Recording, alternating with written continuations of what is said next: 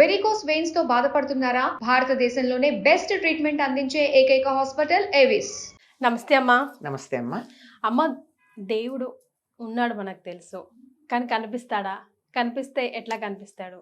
ఎవరు కనిపిస్తాడు? కొందరికే కనిపిస్తాడు. ఎందుకని? అసలు కనిపిస్తాడా?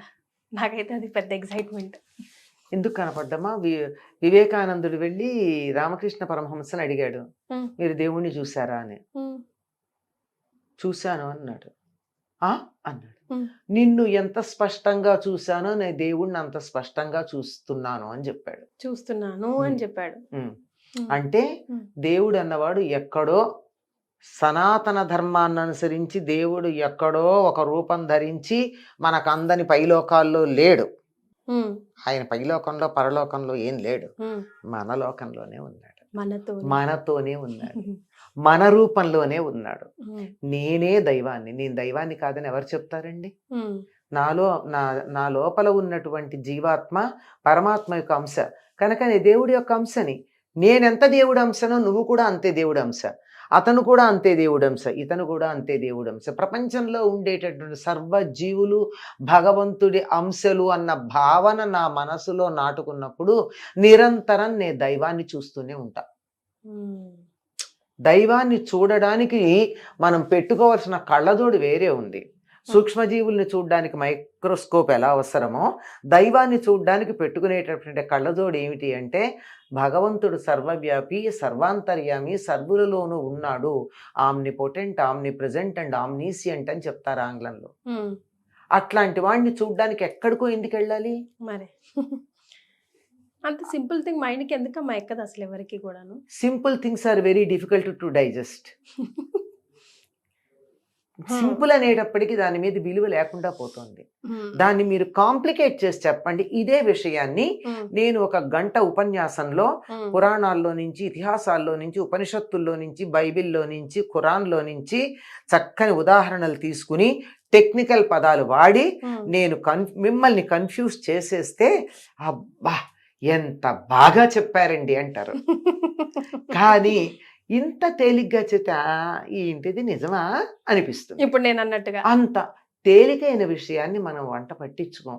గాలి మనకు అందుబాటులో ఉన్నంతకాలం దాని గురించి ఎప్పుడన్నా మాట్లాడుకున్నామా, పట్టించుకున్నామా? మరి ఎప్పుడైతే దాని అవసరం వచ్చిందో అప్పుడు 2 సంవత్సరాలు అయినట్టుంది, 2-3 ఏళ్ల క్రితం ప్రాణవాయువుని కొనుక్కోవాల్సిన పరిస్థితి వచ్చిందా లేదా? వచ్చిందమ్మా. అంటే మనకు అందుబాటులో ఉంటే మనం లెక్క చెయ్యం. భగవంతుడు ఎంత అందుబాటులో ఉన్నాడంటే మనం లెక్క చేయనంత అందుబాటులో ఉన్నాడు. ఖురాన్లో ఒక మాట చెప్తాడు, నా జుగులార్ వీన్ నాకు ఎంత దగ్గరలో ఉందో దేవుడు నాకు అంత దగ్గరగా ఉన్నాడు అని. జుగులార్ వీన్ అంటే ఇది చాలా తేలిగ్గా చెయ్యిలా అనంగానే అందేదేమిటి మనకి? ఇదే ప్రాంతం చేత్తో, మిగిలిన అన్ని భాగాల కన్నా చెయ్యి కదిలి ఇంత దగ్గరగా నాకు దైవం ఉన్నప్పుడు నేను ఎందుకు ఇంత గట్టిగా అరవాలి అన్నట్టు ఒక ఆయన. అంతే కదా? ఇంత దగ్గరలో మనకి భగవంతుడు ఉన్నాడు, నా లోపల ఉన్నాడు, నా వెలుపల ఉన్నాడు. రోజు మంత్రపుష్పం చెప్పేప్పుడు అంతర్బహిష్య తత్సర్వం వ్యాప్య నారాయణ స్థితః అని చెప్తున్నాం. అంతః లోపల, బయట అంతా వ్యాపించినటువంటి ఆ భగవత్ తత్వం సమస్తంలో ఉంది కదా అని రోజు గుర్తు చేసుకుంటున్నాం. అక్కడ చదివేసి బయటకు వచ్చి ఒకళ్ళతో ఒకళ్ళు దెబ్బలాడుకుంటున్నాం. ఎందుకు అక్కడ చదవడం? ఆ మాత్రం అర్థం చేసుకోకుండా చదివిన చదువులు వ్యర్థం. కనుక దాన్ని అంటే మొదటి స్థాయిలో 2 రెళ్ళు 4 ఎందుకు అవుతుంది అని పిల్లవాడు అడగడానికి ముందు 2 రెళ్ళు 4 అని చెప్పి టేబుల్స్ నేర్పిస్తాం. కానీ 5వ క్లాస్కి వచ్చాక, 10వ క్లాస్కి వచ్చాక 2 రెళ్ళు 4 ఎందుకు అవుతుంది, 6 ఎందుకు కాదు అని మనం నేర్పిస్తున్నామా లేదా? కనుక అర్థం తెలుసుకోవాల్సిన అవసరం ఉంది. కనుక అర్థం చేసుకున్నట్టయితే దైవం ఎక్కడైనా కనపడతాడు. దీన్ని గుర్తుపెట్టుకోవడానికే మనకు కొన్ని మాటలు ఉన్నాయమ్మా లోకంలో. నువ్వు నాకు సహాయం చేసావనుకో ఆపదలో ఉన్నప్పుడు, దేవుళ్ళ వచ్చి కాపాడాడండి అంటాం. అవును, సమయానికి దేవుళ్ళ వచ్చాడు, దేవుళ్ళ అంటున్నాం. అంటే ఏమిటది? అంతటా ఉన్నాడు. ఎక్కడో ఇప్పుడు ఆయన శంఖం, చక్రం, గద అవన్నీ ధరించి రావాలి అంటే మేకప్ రూమ్కి వెళ్ళి వచ్చేప్పటికీ పుణ్యకాలం కాస్త గడిచిపోతుంది. లేదా ఒంటి నిండా పాములు ధరించి, డమరుకం ధరించి, త్రిశూలం పట్టుకుని నందిని ఎక్కి నెమ్మదిగా రావాలంటే ఆలస్యం అవుతుంది. ఒక సింబాలిక్. అవి కూడా అవేమీ మామూలుగా మనం అనుకున్న ఒక దేవ, అన్ని ప్రతీకలు. ఆయన ఎందుకు నందిని వాహనంగా చేసుకున్నాడు, త్రిశూలాన్ని చేతిలో ఎందుకు పట్టుకున్నట్టు మనం పిక్చరైజ్ చేసామన్నది సింబాలిక్గా ఎక్కడ ఎలా ఆయన్ని చూడాలి అన్నదాన్ని చెప్పడానికి సింబల్సే తప్ప వేరేవేమీ కాదు. కనుక దైవం సర్వాంతర్యామి, సమస్తంలోనూ ఉన్నాడు. వాడు చెప్తాడే ఎక్కడ పడితే అక్కడ ఉన్నాడు, నువ్వు పట్టుకోవాలంతే. సర్వోపగతుండు విష్ణుడు అని చెప్తాడు కదా. ఇందుగలడు అందులేడను సందేహము వలదు చక్రి సర్వోపగతుండు. ఎందెందు ఇక్కడ అండర్లైన్, వెదికి చూచిన అందందే కలడు. ఇక్కడ దేవుడు ఉన్నాడా అని నువ్వు వెతికితే నీకు కనపడతాడు. లేకపోతే if you take him for granted, నీ నెత్తికొచ్చి నేను ఇక్కడ ఉన్నాను నన్ను గుర్తుపడతావా లేదా అని అడుగుతాడా? మరే అడగడు కదా. అడగడు కదా. నీ మీదకొచ్చి అడగడు, కానీ ఉన్నాడు, నువ్వు గుర్తించుకోవడం అంతే. అదే భాగవతంలో ఒకసారి చెప్తాడు, భగవంతుడు ఉన్నాడా అంటే ఉన్నాడు, లేడా అంటే లేడు.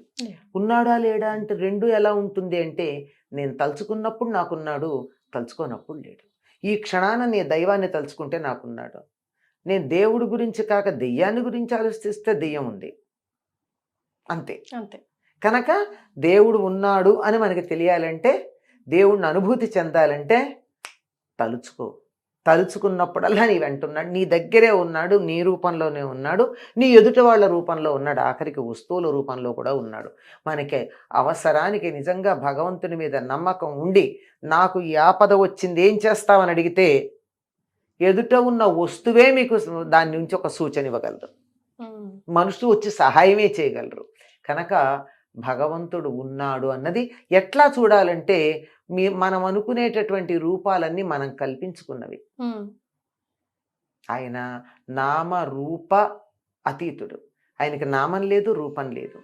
ఆ రెండు లేకపోవడంలో ఉన్న సౌలభ్యం ఏమిటంటే, ఏ రూపంలో అయినా రావచ్చు. ఉదాహరణకి ఇంత చపాతీ పిండి కలిపాం, ఇంత ఇంత ఇంత గోల్గప్పాలు చేయొచ్చు, ఇంత పూరీలు చెయ్యొచ్చు, ఇంత రొట్టెలు చేయొచ్చు, లేదా పిల్లలు పక్కన కూర్చుంటే బొమ్మలు కూడా చేయొచ్చు. మరి ఒక రూపంలో ఫిక్స్ అయిపోయి వేయించిన తర్వాత, ఒక చిన్న ఉండగా చేసి వేయించిన తర్వాత దాని రూపం మార్చగలవా? మార్చలేం. కనుక ఆయన నామ రూపాలకు కట్టుబడడు. నామం రూపం లేవని కాదు, నువ్వు ఏ రూపంలో అడిగితే ఆ రూపంలో వస్తాడు, ఏ నామంతో పిలిస్తే ఆ నామానికి పలుకుతాడు. కానీ ఆయన వీటికి చెందడు. చూసే దృక్పథం, కోణం, చూడాలన్న ఆశ, నువ్వు ఏ రూపంలో చూడాలనుకుంటే ఆ రూపంలో కనపడతాడు.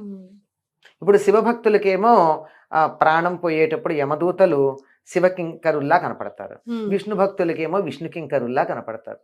ఎవరో అడిగారు, మరి క్రిస్టియన్స్కి ఎట్లా కనపడతారండి అంటే, వాళ్ళు ఎలా తలుచుకుంటే అట్లా కనపడతారు. వాళ్ళేమో పాపం వాళ్ళ లెక్క ప్రకారం జడ్జిమెంట్ డేకి వెయిట్ చేయాలి కనుక అక్కడికి తీసుకెళ్లే భటుల్లాగా కనపడతారు. అంటే అదంతా మనం ఏర్పాటు చేసుకున్న రూపాలే కానీ అక్కడ తత్వం ఒకటే. మనం ఏమనుకుంటే మన మనస్సులో ఏ రూపానికి ఫిక్స్ అయ్యామో ఆ రూపంలో కనపడతారంతే. ఆ రూపాలు మనం ఫిక్స్ చేసుకున్నవి. భగవంతుడికి ఏ రూపం లేదు కనుక ఏ రూపంలో అయినా రాగలరు. చాలా సంతోషం అమ్మా, ధన్యవాదాలు.